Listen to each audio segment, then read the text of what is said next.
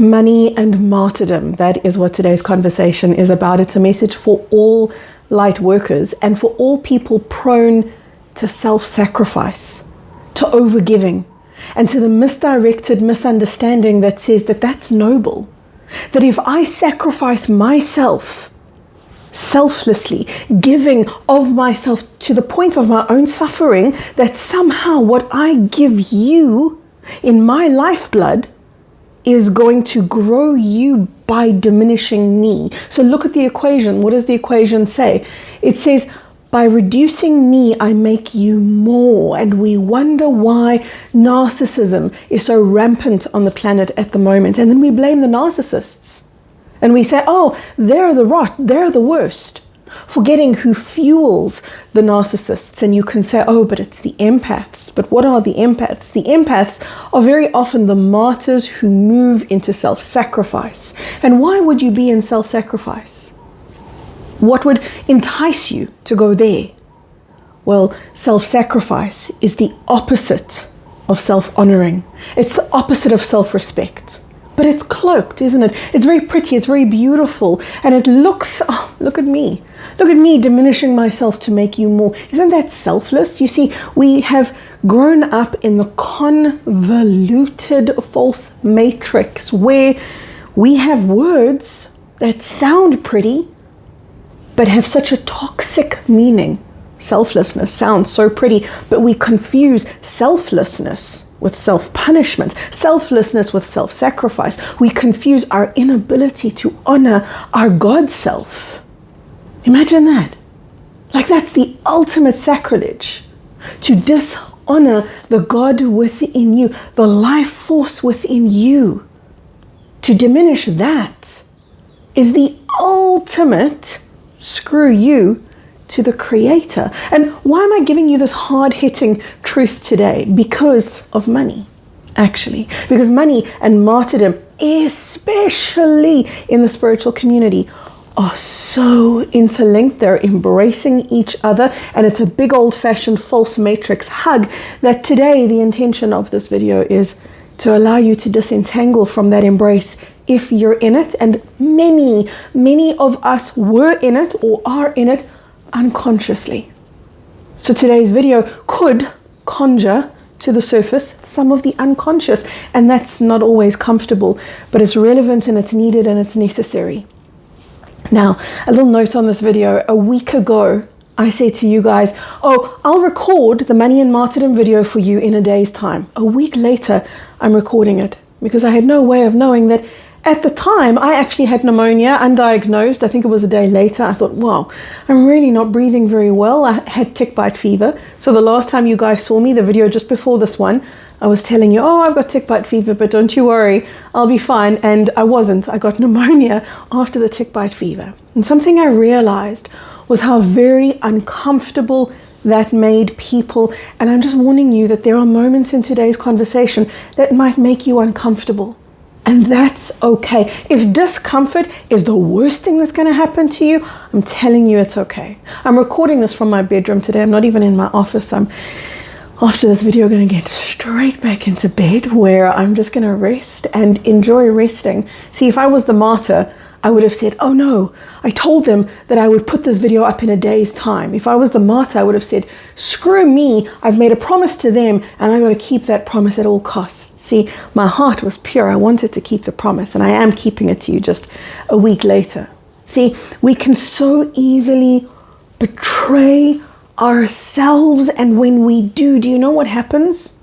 When we let ourselves down, when we betray ourselves, our reality starts reflecting our own betrayal of self by showing us and mirroring and reflecting to us other people that come in to betray us. And then we blame the other people. You're bad. You betrayed me.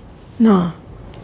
You have the opportunity not to blame, not to punish, but to self-reflect and to go, wow, for example, if there is betrayal in your life, wow, where did this come from?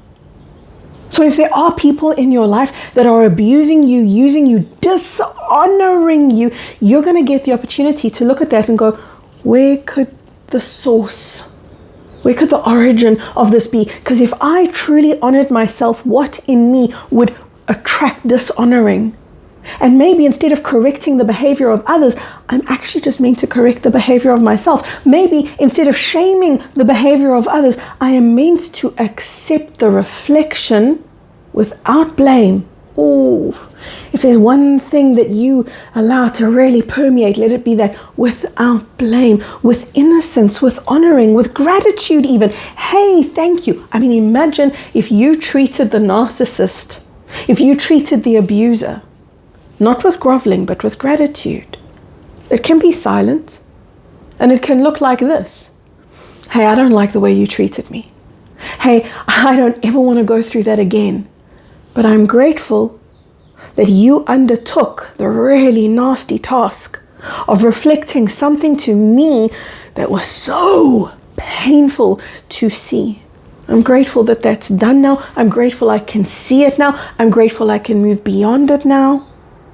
So we get to really inner respect ourselves when we become the center of our universe. That's what I want for you. I want you to become the center of your world. But when you're not the center of your world, look at how just that. So many people are going to go, oh, that's selfish. I want to be self-centered. Actually, you want to be the center of your embodiment, the center of your life. That's what you came here to be.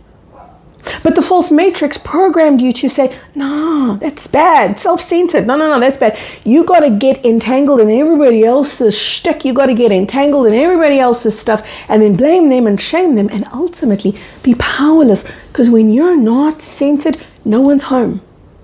You're empty. You're devoid of power. You cannot be responsible, because responsibility is your ability to respond to the situation you're in. When you're not in your life, you've got no responsibility. You've got no ability to respond. You only have the ability to blame, which is not responsible. So we get to correct so much in conversations like this one today. You'll have noticed already, I'm just starting. I haven't even heated up yet. And we're getting so much, aren't we? If you let yourself be open to your truth, not to mine, just to yours, there are going to be some real hard home truths for you to embrace today. Now, today's video is unplanned, unscripted, unedited. I am just speaking from the moment and from my heart, where I hope that this information meets you. Let's talk about money. Yeah, let's dare. Let's dare to go there, to the place where angels fear to tread, which is to talk about spirituality and money in the same sentence, with the same mouth. Isn't that blasphemy? Well, the false matrix says so, yeah. The false matrix, please remember, delivered so many doctrines to you, and I know what I'm going to say now is going to hurt some people and even be controversial to some people, but if you think about it, it's really obvious. Biblical texts, do you think that they're somehow inside the false matrix but not of the false matrix, not tainted by the false matrix? There are layers upon layers of truth in not just biblical texts, but in many ancient doctrines. Included within that are layers upon layers of untruths. And you're here to sort through and separate through all of them and be the person that says, I am me, a product of my own mastery, a product of my own connection to my universe within, to the God within me, not influenced by what somebody has told me to believe, but from my own inner essence that I have connected with and felt and communed with and am now embodying. You're here to embody the truth of who you are, not the truth of what somebody else told you to be. So when we talk about biblical texts, I'm going to talk about it with honoring and with respect, understanding a lot of you will have been shaped by these biblical texts. I'm not telling you that they're wrong. I'm only saying to you, there are untruths, plain and simple, within every sphere of life. Monetary, political, socioeconomic, medical, scientific, religious, new age, spiritual, it's everywhere. So then you might say, well, then how the hell am I supposed to know what the truth is? You're not supposed to know what the truth is. You're supposed to feel what the truth is. So why am I talking Bible? Why am I talking biblical doctrine? Because that's what so many people refer to when they say spiritual people should not charge. Now I'm talking to every single brother and sister of mine that is a light worker. So if you're a spiritual warrior here on planet Earth and you have ever felt bad for making money, then you have been a victim of the money and martyrdom spell, woven through many doctrines, not just the biblical ones, that say that you cannot charge for God. Because again, that sounds pretty, like that sounds reasonable. I can't charge for God. Yeah, sure. But the repercussion of that? Well, then let me starve. Don't worry about me, guys. So long as I can serve you, let me starve. Let my children starve. Let me not have a roof over my head or a car to drive. Let me be malnourished. Let me be trodden on at the wayside, just so long as you're okay. Because that's really what martyrdom is. It's the honoring of those who've dishonored themselves. What sacrilege, what an insult to God is it if I do not warrant my own value, if I do not charge. Which means what? When I say to charge, it means to see my value. That's what it is. There are people who moan because they don't understand. They don't understand that they are the unconscious mouthpieces of the false matrix. When they say things like, oh, how can you put adverts on your YouTube video, Kerry, that costs you time and money to make, time away from your family and your children, time to sit and comment and commandeer, and you charge me nothing for it, but you just ask me to watch a free advert as the only means of recompense, as the only means of paying for your studio and your studio equipment and your new microphone that you bought, because everybody moaned about the old one, by the way, that I'm using today. So I hope you'll bear with the old microphone. I hope it's going to do a good enough job. You see, there are people who don't even recognize when they become the mouthpiece who attacks light workers that could become damn powerful on this planet. There's a lot of you guys out there. There's a lot of really powerful light workers who you've never heard the name of. Do you know why? Because they're too scared to charge you. They're too scared not even to charge you, but to put an advert on their YouTube video in case someone moans and says, how dare you? How dare you make money? Look at what martyrdom is. Martyrdom is what happened to Christ on the cross. The very symbol of Christianity, Christ on the cross, self-sacrifice. Quite frankly, and don't quote me on this, it's just my opinion, but quite frankly, I believe that if Jesus the Christ were alive to speak to you today, he'd say, what the hell were you guys doing? No pun intended, what the hell were you guys doing? Making my death the symbol of my life. What were you thinking when my message was about love, not self-sacrifice? Martyrdom got so interwoven into what we called love that we no longer recognize love if there's no self-sacrifice involved. What insanity is that? And I'm talking about Christianity, knowing full well that martyrdom is woven in some way, shape, or form into all stories of God and love and nobility and virtue and goodness. The idea of self-annihilation becomes so appealing and so honored. All of those many layers of the false matrix come through. So if you're a light worker, you damn well better charge. And people damn well will moan. And they won't even know that they are like those people there when Christ was on the cross throwing stones at him. They won't even know that they are adding insult to injury, that they are there to dethrone the one who's there to save them. They have no idea how dishonoring of themselves that is, because they're cutting off the mouthpiece that's bringing them the word of God, that's bringing them the liberation from the false matrix that they deserve to the people. Oh, guys, this is so good. To the people who've given me donations that I've never asked for. I have never come in front of you guys and said, hey, can you help me? sometimes people just do the most generous, loving, kind, beautiful thing. And sometimes it's $5 and sometimes it's a whole lot more.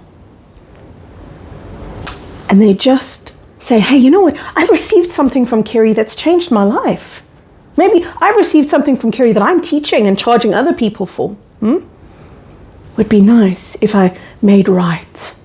Would be nice if I honored her, because if I honor her, I'll honor me. And they take it upon themselves to gift me a donation. Sometimes you guys offer it to me in super thanks here on YouTube, or you go onto my website and you click on the donate button, which you'll also find here in the video description box. I'm grateful. I'm not asking for it. I'm saying I'm so grateful to those people who freely give. And when you freely give because you've received something for nothing, or you've received more than you could repay, when you freely give, then you set up a chain reaction that keeps feeding you, that keeps bouncing back to you, that keeps boomeranging back to you. But when you resent someone for earning, what are you doing? You're standing there with the damn stone in your hand, throwing it at Christ on the cross, saying, screw you, how dare you, better suffer more, O Son of God. That's the way that humanity was taught to deal with light workers on the planet, was to stone them and dethrone them. And one of the best ways to do it in the spiritual community and beyond is to say, you're spiritual, you're not allowed to charge. So I'm telling you to break that paradigm within you. If you're here to evolve and to truly reverse the satanic order of the false matrix that exists within you, that is interlaced and interlaid within your entire structure of your biology, your physiology, your mental, emotional, thought patterning, it is all interlaced with this stuff. Yet, you're an alchemist, and there is something that unglues all of that sticky stuff and all of that old programming, my alchemist beauties, and that is your ability to connect with divinity. And when you do, it becomes the dissolution, the dissolving of the glue, of the corrupt false matrix that you were born to. We all have this to do. We all have, not to analyze ourselves, but rather just to acknowledge there are programs within me that are unconscious. Many of them pass down lineage by lineage by lineage, unknowingly and unwittingly to me, that I've perpetuated without even questioning and thinking, yet they are satanic in nature. Let's talk about vampiric energy. Vampiric energy is this. Vampiric energy is the leech. Suck, suck, suck, draw, draw, draw, consume, consume. You've all had friends like this. I have. We all have. It's horrid, isn't it? When you give someone a finger and they take your whole arm. When you give someone your pen but they want your paper too. When you give someone your heart but they want your soul. When you give and it's not enough, and then they blame you and shame you and tell you, how dare you? You're wrong, you haven't given me enough. Oh, I had somebody like that in my life. It was such a painful experience, because everything that I gave him, he told me was wrong and not enough, and I was so depleted and I was so broken, and I kept giving and I kept serving. Narcissist, empath, narcissist, martyr. These are the relationships, and they're vampiric in nature. So yeah, the martyr is not only going to attract the narcissist, it's going to attract those of vampiric nature. And you know what somebody of vampiric nature is? Entitled. They believe that it is your role to feed them and to suffer for them. And they're proud of it. They're proud of shaming you. There are people in my comment section that do this to me all the time, and they say, well, I can't say all the time. Sorry, that's absolutely inaccurate and wrong. Some of the time they do this, they say, how dare she charge? And then you find people like to kind of gang up, because that's what a lie always has to do. A lie always has to gang up because it has no legs to stand on. So it's always got to sort of reinforce itself with other people. So one person will start the charge and say, how dare she charge? She's all about making money because she needs to live. How dare she charge? She should be a martyr. She should be suffering. She should be noble. She should be doing this for free. And then when we've sucked all of her life blood and kicked her body to the curb, the next one must come along. And they still won't be good enough. And we'll still blame them and shame them. That's vampiric in nature. And these people come into the comments and then they gang up and they say, yeah, Carrie's all about commercial Carrie. That was one of them. Commercial Carrie. Yeah. Somebody said in my comments not so long ago, oh yeah, Carrie, you believe that you got to charge, but why? Tell me why. She said, tell me why. Jesus didn't charge, so why should you? Wow. How deep the programming goes. So there are both, right? There are those people who have named, shamed, and blamed and are the vampires who, by the way, are, we know, entitled. But they are replicas and they are clones of the archons that created them. They are the poster children for the archons. The archons, there's a video on my channel that explains who they are. Just type in Kerry K and archons, it's going to come up. The archons are the architects of the false matrix, and they are vampires in the sense that they feed off of humanity. So humanity, when they're unconscious, will perpetuate the suffering placed upon them in the same way that a child who's been abused will grow up to abuse, because we repeat patterns until we consciously bring consciousness into the darkness of the pattern. And that's what I'm asking you to do today, is to see, where can I honor myself more? I really want you to ask yourself this question. So let me give you some questions, right? That are going to really support you. Where can I honor myself more? And maybe another question is, where have I honored myself less?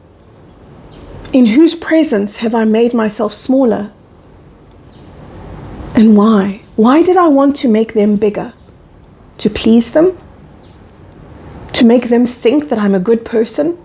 Why did I do that? Why did I promote my own demise in order to uphold somebody else's importance? Why couldn't we both have been important? Why couldn't we both have been loving or lovable or whatever it was? So look at those things.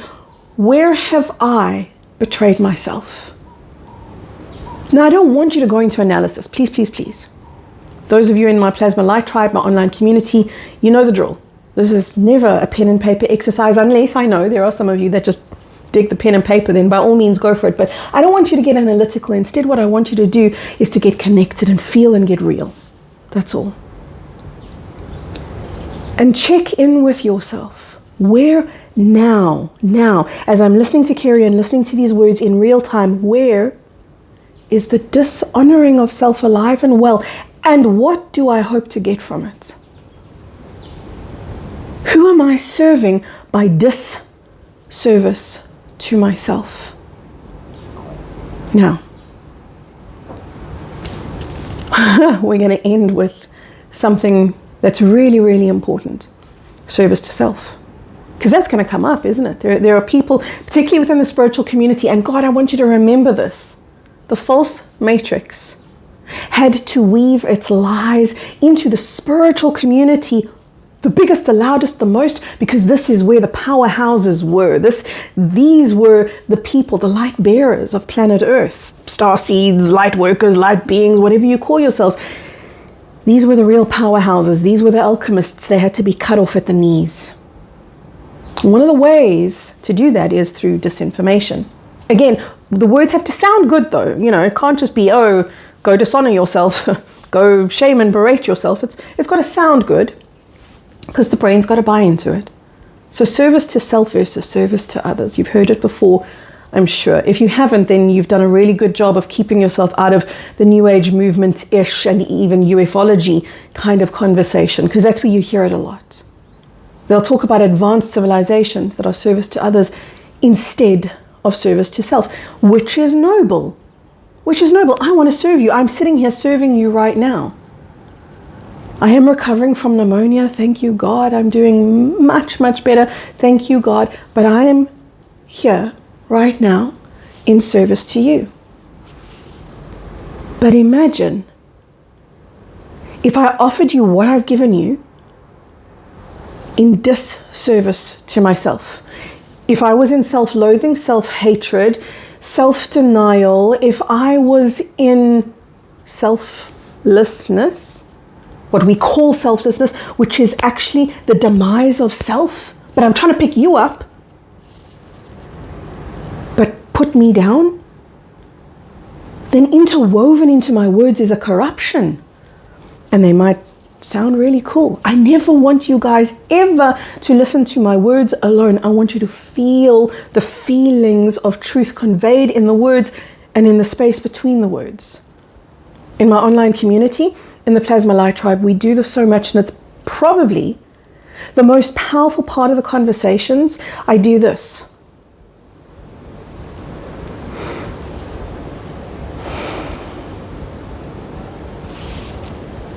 Just there. Just between the words. And there's this blast of energy. But it comes in through the words, between the words, because I'm in my alignment, because I'm honoring myself, because I am offering myself, not in a denial of self, but in an honoring of self. The only time I can give to you is when I am full. The only time I have the right to give to you is when I am full. I am depleting from you and I am taking away from you when I try to give something to you that I don't have. It's like trying to give something and I'm in debt. How can I do that? If I don't have love for myself, but I'm telling you to love yourself, what am I doing? I'm robbing from a bank account that I don't have. I'm taking away from me to give to you, but I don't have what I'm trying to give to you, so I'm creating debt, which means I'm creating karma for both of us. You see, this is the difference between really living truth and hearing truth. Service to self versus service to others. At the ground level, it sounds like, well, I should be of service to others and not of service to myself because that would be selfish. But the underlying truth is honoring of self is the only way to honor others, is the only way to escape that martyrdom paradigm. I am so proud to earn money. I really am. I mean it. I'm proud to earn money. There are people who can't afford what I charge, which is why I give away so much for free every day of my life, just about, except for like maybe 3 or 4 days a year. I put up a video on TikTok and Instagram. Those are my everyday go-tos. Every day. I do it for free. I do it for love. I don't get paid for that. There's no ad revenue on that at all. I do it because I'm so full and I have so much to give. And it's an opportunity for those who receive to practice gratitude. I spoke about vampirism earlier. The opposite of that vampiric nature is gratitude. That's how you break that vampiric program, by being grateful. Instead of demanding more and being entitled to more and kicking someone when they're down and demanding even more from them and wanting their suffering as well. The nature of the false matrix is to gang up. Remember that. Because a lie can't stand on its own, like I said, but the truth always can. And as truth, sometimes you will stand entirely on your own. And that's okay. Just do it in self-honoring.